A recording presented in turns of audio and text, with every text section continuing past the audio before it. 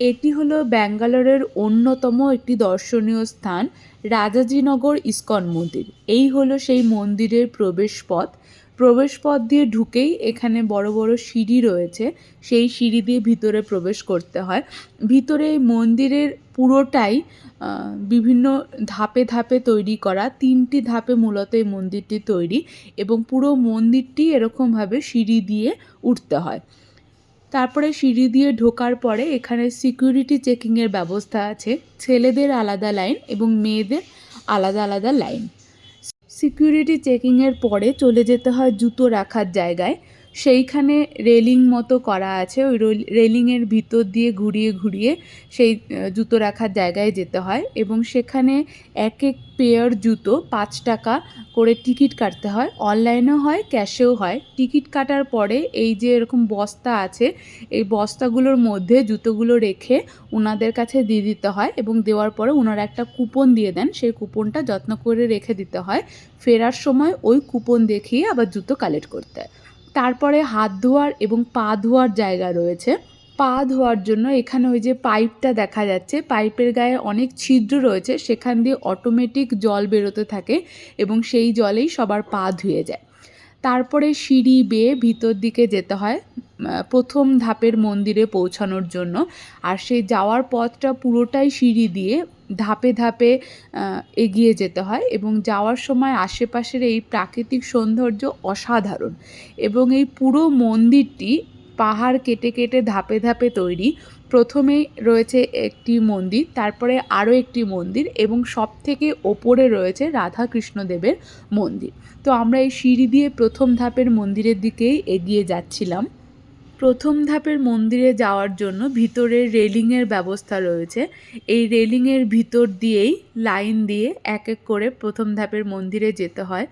এবং এই প্রথম ধাপের মন্দিরে রয়েছে, আপনারা প্রথম যে বিল্ডিংটা দেখতে পাচ্ছেন, এটা প্রথম ধাপের মন্দির, এবং এই প্রথম ধাপের মন্দিরে রয়েছেন শ্রী শ্রী প্রহ্লাদ, নৃসিংহদেব, এবং নৃসিংহদেবের উগ্র ও ভক্তরক্ষক রূপ, এবং পাশে ভক্ত প্রহ্লাদের বিগ্রহ রয়েছে।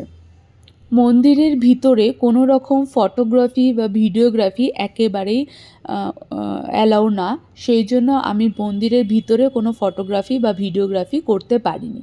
তারপরে এই যে মন্দিরটা দেখতে পাচ্ছেন, এটা হচ্ছে দ্বিতীয় মন্দির, দ্বিতীয় ধাপ।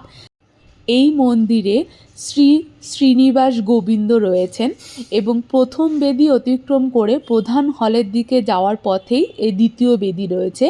এখানে ভক্তরা দক্ষিণ ভারতীয় অলঙ্কারে সুসজ্জিত শ্রী বালাজির দর্শন পান।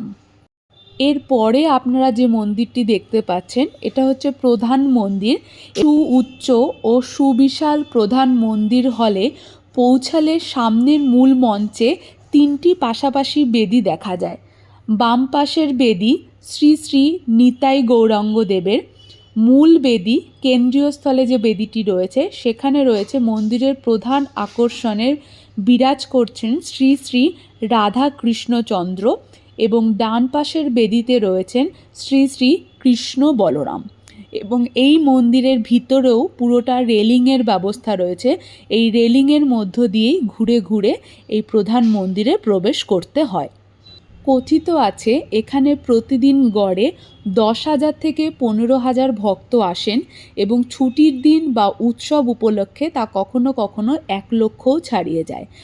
আমরা কদিন আগেই এক রবিবার ছুটির দিনে গিয়েছিলাম, এবং সেই দিনেও এখানে প্রচণ্ড ভিড় হয়েছিল, প্রচুর মানুষের ভিড় ছিল। তারপরে মন্দিরের ভিতরে ঢুকে দর্শন করে বেরিয়ে আসার সময় এখানে বিভিন্ন ভাষার বই বিক্রি হচ্ছিল, যার মধ্যে বাংলা ভাষার বইও বিক্রি হচ্ছিল। তারপরেই শুরু হয় বিভিন্ন স্টল, যেখানে প্রসাদ পাওয়া যায়। আমরা প্রথমে ভেবেছিলাম বাড়ির জন্য একটু প্রসাদ নিয়ে যাব, কিন্তু ওনাদের জিজ্ঞাসা করাতে ওনারা বলেন যে 3-4 মাস থাকবে এরকম কোনো প্রসাদ ওনাদের কাছে নেই। যে প্রসাদগুলো রয়েছে সবই মোটামুটি 6-7 দিন থাকবে এরকমই।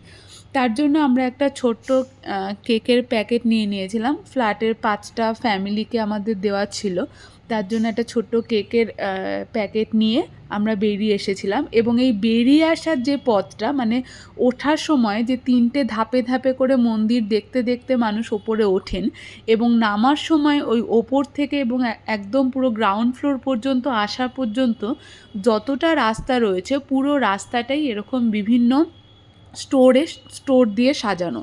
এখানে আপনি ইচ্ছা মতো যে কোনো কিছু জিনিস কিনতেও পারেন, আবার প্রচুর খাবার দোকানও রয়েছে, বিভিন্ন রকমের ঝাল খাবার, মিষ্টি খাবার, বিভিন্ন রকম যে যেরকম পছন্দ করেন সেরকম এখান থেকে নিয়ে খেতে পারেন, তবে সবটাই এখানে নিরামিষ খাবার। আমরা একটুখানি খাজা আর অমৃতি নিয়ে নিয়েছিলাম। তারপরেই কাঠের সিঁড়ি রয়েছে, কাঠের সিঁড়ি দিয়ে এসে এখানে একটা ঝর্ণার মতো জায়গা রয়েছে যেখানে ছবি তোলার, ভিডিও করার ব্যবস্থা রয়েছে। মন্দিরের ভিতরে কোনো রকম কোনো ভিডিও বা ছবি তোলা একেবারেই পুরোপুরি নিষিদ্ধ, তাই সেখানে কোনো ক্লিপ আমি নিতে পারিনি। তারপরে এই ঝর্ণার জায়গা থেকে বেরিয়েই রয়েছে প্রসাদের জায়গা। এখানে এই শালপাতার ছোট ছোট বাটি রাখা রয়েছে। এই শালপাতার বাটি করে নিয়ে খিচুড়ি নিয়ে নিতে হয়। ওখানে খিচুড়ি দেওয়ার জন্য প্রচুর মানুষ থাকেন এবং প্রচুর মানুষ ওখানে বসে একসাথে খিচুড়ি খান, এবং এই মানে সুস্বাদু পুষ্টিকর খিচুড়ি প্রসাদ হিসেবেই ওনারা সম্পূর্ণ বিনামূল্যেই বিতরণ করে থাকেন। এখানে সকাল 8টা থেকে দুপুর 2টো পর্যন্ত এখানে ফ্রিতে অন্নভোগেরও ব্যবস্থা আছে, কিন্তু দুর্ভাগ্যবশত আমরা অনলাইনে চেক করেছিলাম 12:30 পর্যন্ত, সেই জন্য আমরা ভেবে নিয়েছিলাম যে আমরা অন্নভোগ পাবো না। তার জন্য আমরা ধীরে সুস্থে পুজোর মন্দিরগুলো সমস্ত ঘুরে যখন বাইরে বেরিয়ে আসি, তখন দেখি যে ওইটা দুপুর 2টো পর্যন্ত পাওয়া যেত, কিন্তু আমাদের দুপুর 2টো বেজে গেছিলো, তাই আমরা ওই অন্নভোগটা আর পাইনি। তারপরে ওখান থেকে বেরিয়ে এসে মন্দিরের ভিতরেই ছিল এই রেস্টুরেন্টটি। এখানে আমরা ছোলে বাটুরে আর মশলা ধোসা অর্ডার করেছিলাম। এই যে রেস্টুরেন্টটা, এই সম্পূর্ণ রেস্টুরেন্টটা ইস্কন মন্দিরের যে মানুষজনেরা রয়েছেন তারাই এটা চালাচ্ছেন, এবং এখানেও সম্পূর্ণ নিরামিষ প্রসাদই বলা যেতে পারে পাওয়া যায়। তারপরে জুতো কাউন্টারে এসে ওই আগের টোকেনটা দেখিয়ে জুতো নিয়ে, এবং ওই বস্তাগুলো আবার নির্দিষ্ট জায়গা আছে, সেই নির্দিষ্ট জায়গায় বস্তা রেখে আর বেরোনোর যে পথ সেখান দিয়ে বেরিয়ে আসতে হয়। তো এই ছিল সম্পূর্ণ ব্যাঙ্গালোরের বিখ্যাত ইস্কন মন্দিরের একটা ভিডিও। অসাধারণ একটা দিন আমাদের কেটেছে, খুব ভালো লেগেছিলো এই মন্দিরটাতে গিয়ে। আবারও ইচ্ছা আছে সন্ধ্যাবেলায় একটা দিন যাওয়ার, কারণ এই মন্দির নাকি সন্ধ্যাবেলায় আরও অসাধারণ রূপে সেজে ওঠে।